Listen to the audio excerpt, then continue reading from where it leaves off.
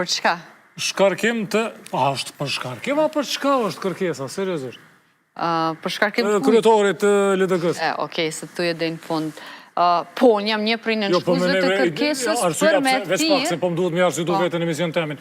Arsyeja pse hezitojsh është nuk po di, a ka qenë për shkarkim, a keni formulu ndryshe kurse që e ka formulu? Ende nuk është formulu krejtësisht kërkesa, sepse ajo do bëhet në kuvend, ajo që ka... Edhe mishtë hezitimi im pas ka bëz, po. Po, sepse fillimisht duhet thirret kuvendi, kështu që kërkesa, unë kam në shku që thirret mbledhja kuvendit dhe aty pastaj të bëhet një analizë e gjithë procesit të fundit zgjedhor dhe natyrisht të kërkohet përgjegjësi.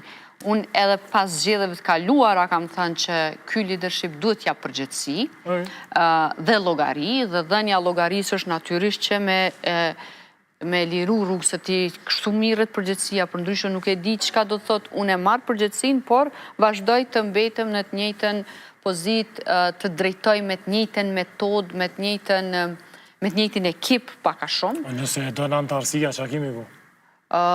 Por në atë kuvend është premtuar një bashkim i së djathtës dhe është premtuar një rikthim i LDK-s si parti e rëndësishme.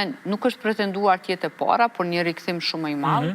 Dhe rezultati i fundit nuk besoj që i ka arrit pritshmëritë e premtuara, edhe mendoj se prap duhet të kërkohet llogari dhe njerëzit që kanë drejtuar këtë duhet japin përgjegjësi. Jo vetëm kryetari, po i gjithë ekipi, e gjithë njerëzit që kanë qenë përgjegjës. Por nëse më pyete për këtë pikë, unë nuk mendoj që i vetmi ndryshim që duhet ndodh në LDK është të ndrohet leadershipi. Unë mendoj se LDK-ja ka nevojë për një reflektim dhe një reformim më të thellë. Dorën zemër, na që e njohim LDK-n edhe nga jashtë, por edhe nga mrena, nuk i përngjan LDK-ja vetës vetë, si që ka qenë më herët. LDK-ja për momentin në gjykimin tim është në një krizë të identitetit të ri. Nuk mundemi më me dalë në zgjedhje edhe me kërku vota duke thyrur në të kaluarën, duke thyrur në vlerat të kaluarës. Ato duhet të ruajtur, duhet të kultivuar, por LDK-ja duhet të di se për çka qëndron sot. Cilat janë vlerat dhe cilat janë kauzat me cilat ajo dëshiron ta transformojë edhe shoqërinë kosovare, se ne edhe si shoqëri kemi nevojë për një lloj transformimi.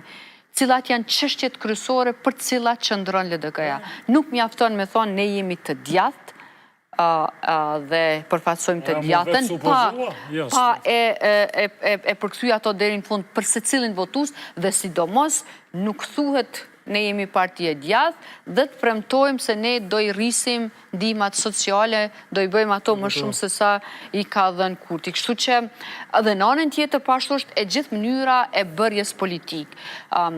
Diskutohet shumë për pozita për emra dhe unë mendoj se ky është gabimi më i madh që bëhet, sidomos te LDK-ja, por jo vetëm, në vend që të diskutohet cili është drejtimi që shoqëria jonë, që Kosova po e merr, sepse këtu LDK-ja ka dallu edhe nga parti tjera në të kaluarën, sepse gjithmonë ka pas një qëndrim, i ka nejt besnik atij qëndrimi, edhe atëherë kur kanë pas vetdijen e plotë se nuk do t'i përkthehet në mbështetje në vota, por kanë gjykuar se kjo është e drejtë për vendin dhe dorën zemër në retrospektiv mendoj se kanë qenë gjykime dhe qëndrime të drejtë.